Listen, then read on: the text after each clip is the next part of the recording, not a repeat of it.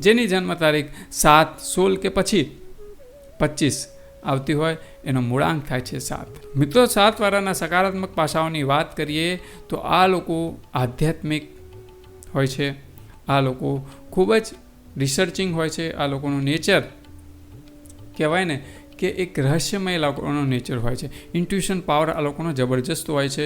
કોઈ પણ વસ્તુ બનવાની હોય એ આ લોકોને પહેલાં ખબર પડી જાય છે, સપના દ્વારા યા પછી એ લોકોને કહેવાય ને કે હિન્ટ મળી જાય છે કોઈ પણ વસ્તુ બનવાની હોય તો આ લોકોનું ઇન્ટ્યુશન પાવર પણ જબરજસ્ત સ્ટ્રોંગ હોય છે.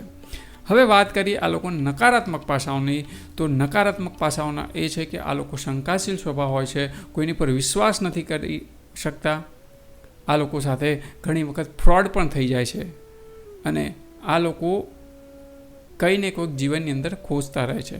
તર્ક વિતર્કવાળો આ લોકોનું નેચર રહે છે. નંબર 7ના આરોગ્યની વાત કરીએ તો આ લોકોને પાચનને લગતી સમસ્યાઓ થાય છે, અસ્પષ્ટ રૂપી રોગો અને વારંવાર બીમારીઓ આવતી રહે છે.